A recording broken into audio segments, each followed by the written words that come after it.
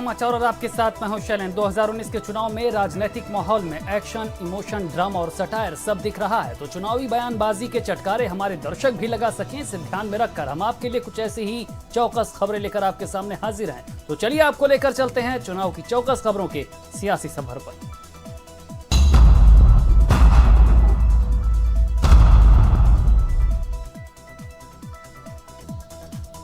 प्रधानमंत्री आज लातूर में थे। मोदी ने जनसभा को संबोधित करते हुए लोगों से बीजेपी के पक्ष में वोट करने की अपील की। इस दौरान मोदी ने पहली बार वोट करने वालों से अपील की, 3 धनुष पर बटन दबाएंगे तो वोट बीजेपी को ही जाएगा।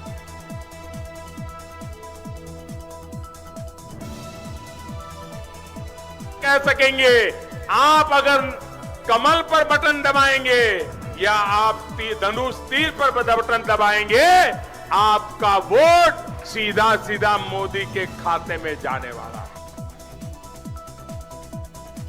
प्रधानमंत्री मोदी ने महाराष्ट्र के लातूर में रैली करते हुए कांग्रेस और एनसीपी के महागठबंधन को महामिलावट बताया। साथ ही दोनों पार्टियों पर परिवार को बढ़ावा देने का आरोप लगाते हुए कहा कि पार्टियां देश को खोखला कर देंगी।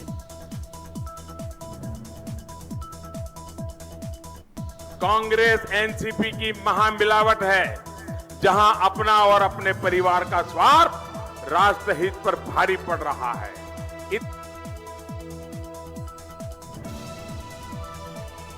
प्रधानमंत्री मोदी ने कांग्रेस पर हमला बोलते हुए कहा कि कांग्रेस का भ्रष्टाचार ही शिष्टाचार है। मध्य प्रदेश में कांग्रेसी नेताओं के यहां आईटी रेड में रुपए मिलने पर निशाना साधते हुए कहा कि कांग्रेस वोट से वोट खरीदने का काम सालों से करती आई है।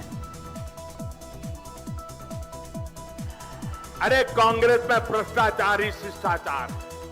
आपने देखा होगा कल परसों कैसे कांग्रेस के करीबियों के, कांग्रेस के दरबारियों के घर से बक्सों में नोटें निकली है। नोटें देखा कि नहीं देखा? नोट से वोट खरीदने का ये पाप इनकी राजनीतिक संस्कृति रही है। सीएम योगी ने बीजेपी प्रत्याशी संतोष गंगवार के समर्थन में बरेली में एक जनसभा को संबोधित करते हुए सपा और बसपा पर जमकर निशाना साधा। योगी ने कहा कि सपा बसपा की सरकारों के कार्यकाल के दौरान गन्ना किसानों का करोड़ों रुपए का भुगतान नहीं किया जाता था। बीजेपी की सरकार में किसान खुशहाल है। सपा की सरकार रही हो या बसपा की सरकार, 5-5 वर्षों में लोग 50,000 करोड़ रुपए का गन्ना मूल्य का भुगतान नहीं कर पाते थे। बरेली में सीएम योगी आदित्यनाथ ने गन्ना किसानों का मुद्दा प्रमुखता से उठाते हुए कहा कि जब प्रदेश और देश में बीजेपी की सरकार है तब तक किसी भी गन्ना किसान का पेमेंट देरी से नहीं होगा और अगर ऐसा हुआ तो चीनी मिल मालिकों को जेल जाना होगा।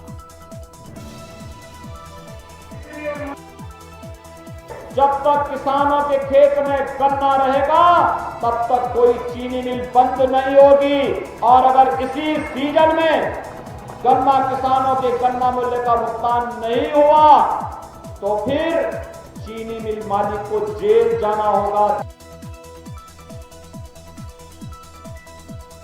इस दौरान सीएम योगी आदित्यनाथ ने सरकार की उपलब्धियों का बखान किया तो वहीं बरेली की जनता को बीजेपी के पक्ष में वोट करने की अपील की। योगी ने कहा कि बरेली का पिछले 5 साल में खूब विकास हुआ है और मोदी जी के नेतृत्व में देश आगे भी तरक्की करेगा।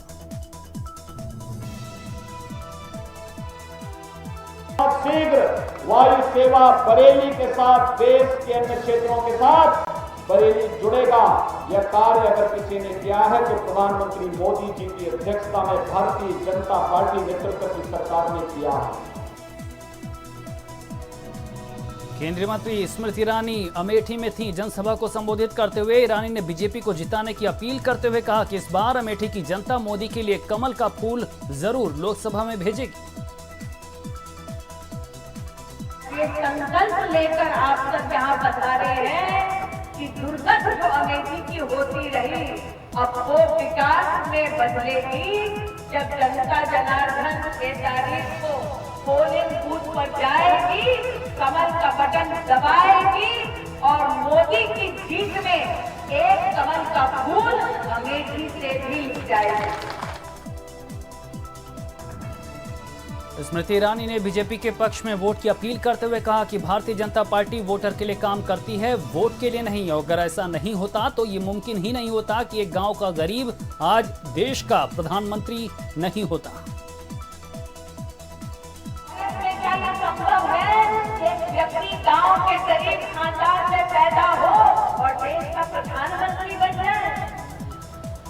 संभावना भारतीय जनता पार्टी में ही है, क्योंकि भारतीय जनता पार्टी वोटर के लिए काम करती है, वोट के लिए नहीं। स्मृति ईरानी ने राहुल गांधी पर हमला बोलते हुए कहा कि अमेठी के हालात से पूरा देश अवगत है। एक तरफ ऐसे नेतृत्व वाली सरकार है जो क्षमतावान है, जो देश के नवनिर्माण के लिए संकल्प लेती है, दूसरी तरफ ऐसा व्यक्ति है जो न संकल्प लेता है, सिर्फ अपने आप को घोषणाओं में सीमित रखता है। 15 साल तक सांसद रहने के बाद भी अपने लोकसभा संसदीय क्षेत्र में विकास न कर पाए। अमेठी के हालात से अब पूरा देश अवगत है। तो एक तरफ एक ऐसा नेतृत्व है जो क्षमतावान है, जिन्होंने एक संकल्प लिया है भारत के नवनिर्माण का, और दूसरी ओर एक ऐसा व्यक्ति है जो ना संकल्प लेता है, सिर्फ घोषणाओं में अपने आप को सीमित रखता है। 15 साल सतत सांसद रहने के बाद वो व्यक्ति अपने ही लोकसभा क्षेत्र में विकास न कर पाया। अखिलेश यादव ने गठबंधन पर बोलते हुए कहा कि पीएम मोदी पढ़कर भाषण दे रहे थे, तभी तो हमारे गठबंधन को शराब बोल रहे थे, उनके कंप्यूटर ने धोखा दे दिया। बताओ पत्रकार साथियों, पढ़ के भाषण दे रहे थे कि नहीं दे रहे थे? तभी तो हमारे गठबंधन को शराब बोल रहे थे, उनके कंप्यूटर ने धोखा दे दिया।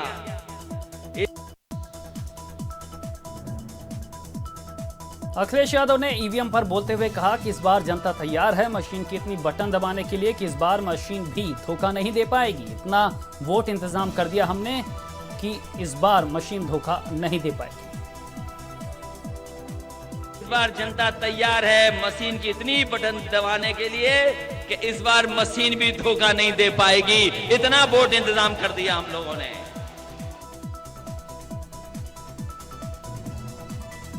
बीजेपी के लोग कहते हैं कि हम नया भारत बनाएंगे। ये महागठबंधन ने तय किया है कि हम देश को नया प्रधानमंत्री देंगे। वो नया भारत बनाना चाहते हैं, हम नया प्रधानमंत्री बनाना चाहते हैं, और नया प्रधानमंत्री ही नया भारत बना सकता है।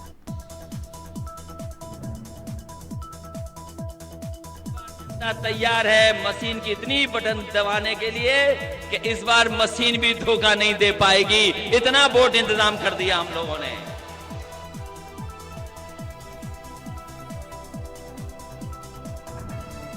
अखिलेश यादव ने कहा कि लोग रात भर सो नहीं पा रहे हैं। आपने अखबार पढ़ा होगा कि रात में 3 बजे तक साजिश करने की तैयारी कर रहे हैं, प्रचार करने की तैयारी नहीं कर रहे। जो दिन भर प्रचार करेगा वो 11 बजे सो जाएगा, जो साजिश करेगा वो रात भर जगेगा।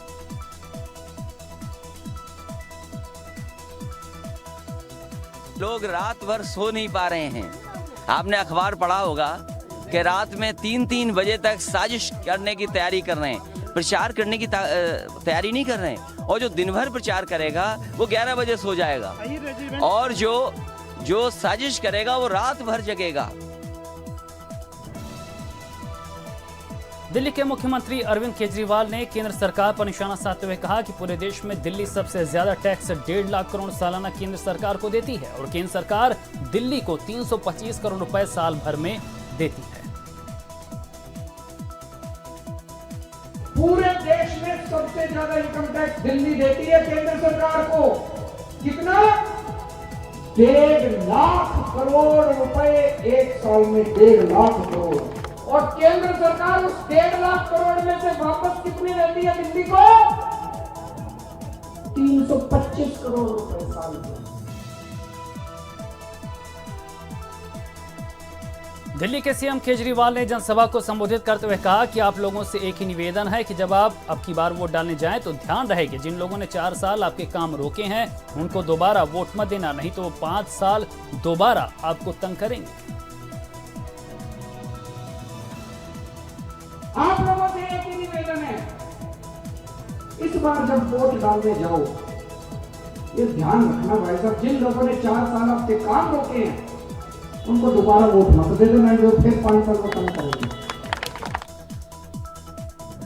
कांग्रेस के वरिष्ठ नेता कपिल सिब्बल ने कहा कि जब एजेंसीज और सरकार एक मंच पर आ जाएं तो लोकतंत्र कभी बहाल नहीं हो सकता। आज वो स्थिति आ गई है और लोकतंत्र को बचाने का काम जनता का है। जब एजेंसीज और सरकार एक ही मंच पे आ जाएं तो लोकतंत्र कभी बहाल नहीं हो सकता। आज वो स्थिति आ गई है और लोकतंत्र को बचाने का काम अब जनता का है। कांग्रेस के वरिष्ठ नेता कपिल सिब्बल ने कहा कि ऐसा लगता है कि सारी एजेंसीज, चाहे वो इनकम टैक्स, चाहे वो ईडी हो, चाहे वो सीबीआई हो, चाहे वो एनआईए हो, वो इनके कब्जे में है। ऐसा लगता है कि जो सारी एजेंसीज हैं, चाहे वो इनकम टैक्स हो, चाहे वो ईडी हो, चाहे वो सीबीआई हो, चाहे वो एनआईए हो, ये इनके कब्जे में है।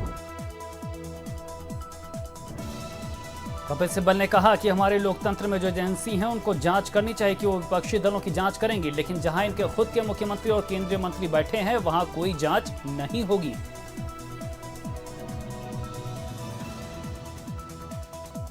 हमारे लोकतंत्र में जो एजेंसीज हैं जिनको जांच करनी चाहिए वो विपक्षी दलों को तो जांच करेंगी,